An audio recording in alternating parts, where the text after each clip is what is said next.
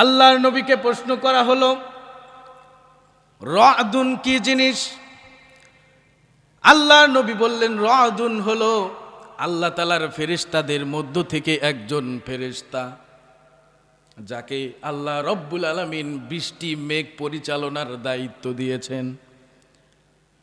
জিজ্ঞেস করা হলো, তাহলে আমরা যে শব্দ শুনি, শব্দ কোত্থেকে আসে? আল্লাহর নবী উত্তর দিলেন, যে ফেরেশতাকে আল্লাহ রব্বুল আলামিন মেঘ চালনার দায়িত্ব দিয়েছেন, তার কাছে একটি আগুনের চাবুক আছে। ওই চাবুক দিয়ে ওই ফেরেশতা মেঘ বৃষ্টিকে ধমকে হাঁকিয়ে সামনের দিকে নিয়ে যায়।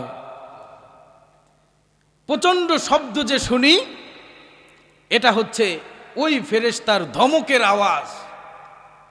যখন গরু ছাগল, রাখাল যখন রাস্তা দিয়ে গরু ছাগল নিয়ে যায়, রাস্তা দিয়ে গরু এদিকে যায় এদিকে যায়, ডানে বামে যদি কোনো সুন্দর ঘাস দেখে খেতে যায়, তখন রাখাল কি করে? লাঠি দিয়ে বাড়ি দেয় আর ধমক দিয়ে হাঁকিয়ে নিয়ে যায়। এই রাখাল যে ধমকাতে ধমকাতে নিয়ে যায় গরু ছাগলকে, এই আল্লাহর নিযুক্ত ফেরেশতা যিনি মেঘ পরিচালনার দায়িত্বে আছেন, তিনি এই মেঘগুলোকে ওই আগুনের চাবুক দিয়ে পিটিয়ে পিটিয়ে ধমকাতে ধমকাতে নিয়ে যায়, যেখানে আল্লাহ তাআলা বৃষ্টি বর্ষণের অর্ডার করেন, হুকুম দেন, মেঘ সেখানে বৃষ্টি বর্ষণ করে। আর বারকুন শব্দের অর্থ হলো বিদ্যুৎ চমক। যখন এই প্রচণ্ড শব্দ হয়, মুষলধারে বৃষ্টি নামে, তখন দেখবেন মাঝে মাঝে বিদ্যুৎ চমকা আলো দেয়, আলো হয়, কিছুক্ষণ আলো থাকে আবার বন্ধ হয়ে যায়।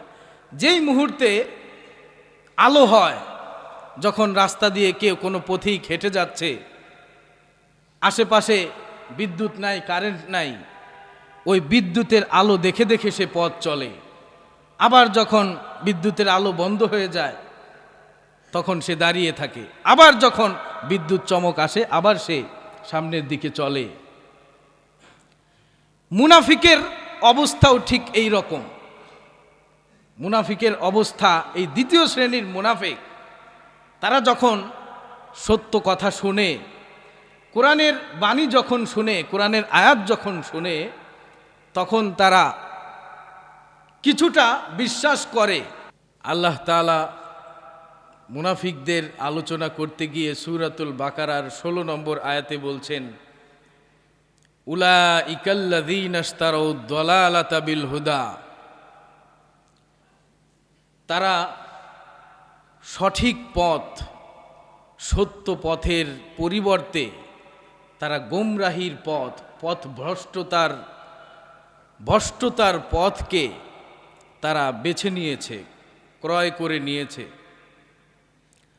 সঠিক পথের পরিবর্তে, সত্য পথের পরিবর্তে তারা মিথ্যার পথ, গোমরাহির পথকে তারা ক্রয় করে নিয়েছে, বেছে নিয়েছে। ফামা রবিহাত তিজারাতুহুম, তাদের এই ব্যবসাটা লাভজনক হয়নি, তাদের এই ব্যবসাটা লাভজনক ব্যবসা হয় নাই, সফল ব্যবসা হয়নি। ওয়ামা কানু মুহতাদিন, এবং তারা সত্য পথের উপরও প্রতিষ্ঠিত থাকতে পারেনি।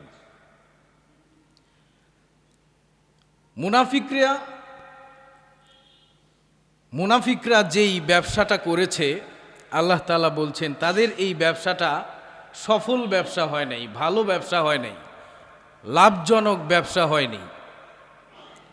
কিন্তু ইমানদারদের সাথেও আল্লাহ তাআলা ব্যবসা করেছেন, ব্যবসার কথা বলেছেন।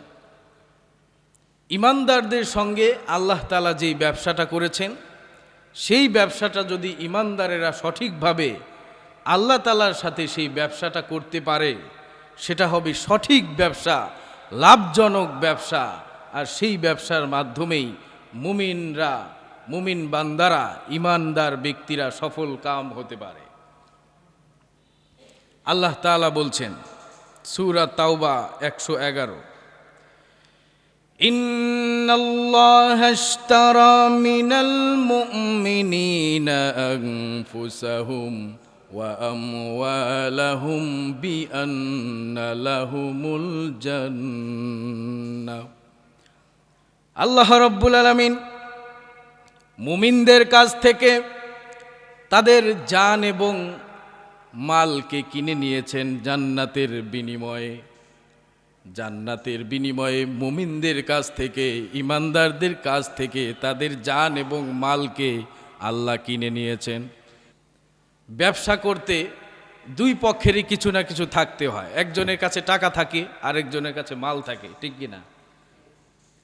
চাল কিনতে যাবেন, ক্রেতা যখন টাকা দিবে, দোকানদার তখন চাল দিবে।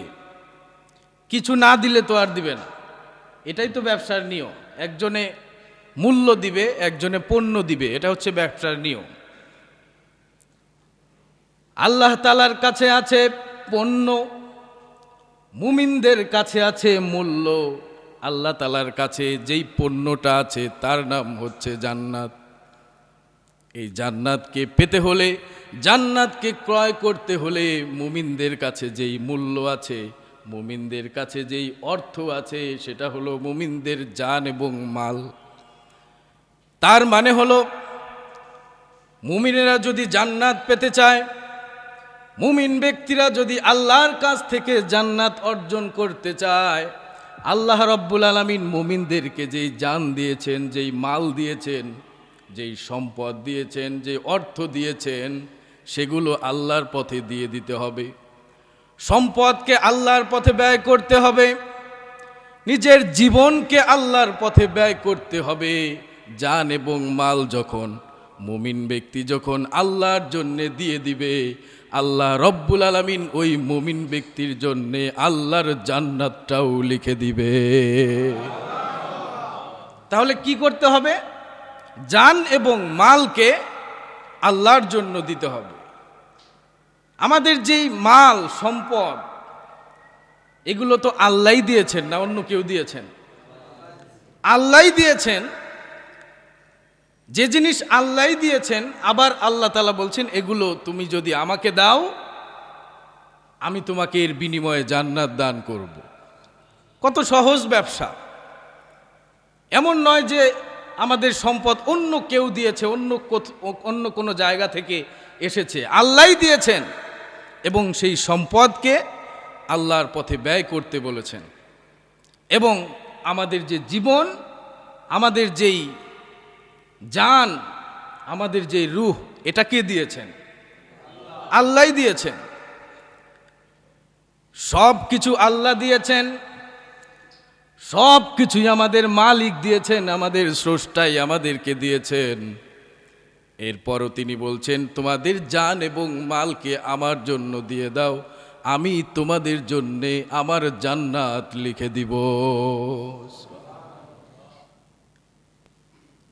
আল্লাহ রাব্বুল আলামিন সূরাতুস সফ 10 নম্বর আয়াতে বলছেন, ইয়া আইয়ুহাল্লাযীনা আমানু হাল আদুল্লুকুম আলা তিজারাতিন তুনজিকুম মিন আযাবিন আলীম।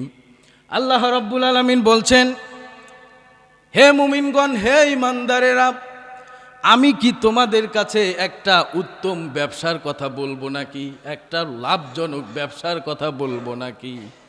সেই ব্যবসাটা হলো, তোমরা এমন ব্যবসা, যেই ব্যবসা আমি তোমাদের কাছে বলবো, যেই ব্যবসার সংবাদ আমি দিব, এমন ব্যবসা, যেই ব্যবসা তোমাদেরকে যন্ত্রণাদায়ক শাস্তি থেকে বাঁচিয়ে দেয়।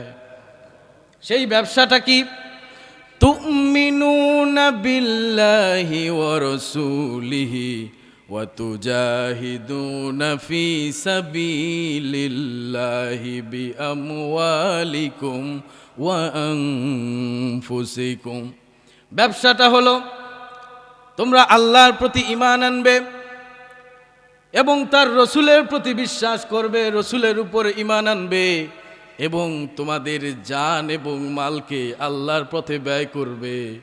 তোমাদের জীবন, তোমাদের সম্পদ, তোমাদের মাল অর্থ কড়িসমূহ আল্লাহর পথে ব্যয় করবে। এটা তোমাদেরকে জাহান্নামের কঠিন শাস্তি থেকে বাঁচিয়ে দিবে। তাহলে ব্যবসাটা হলো মুমিনদের সাথে আল্লাহ যেই ব্যবসা করেছেন, এই ব্যবসাটা হলো জান এবং মালের ব্যবসা। আল্লাহর কাছ থেকে যদি কেউ জান্নাত ক্রয় করে নিতে চায়, জান্নাত কিনতে চায়, তাহলে পদ্ধতি একটাই, আর কোনো পদ্ধতি নাই। পদ্ধতি একটাই, জান্নাত যদি পেতে চাও তাহলে তোমাদের মাল এবং জানকে আল্লাহর জন্য বিলিয়ে দাও। এটাই পথ, এটাই জান্নাত ক্রয় করার উত্তম পদ্ধতি।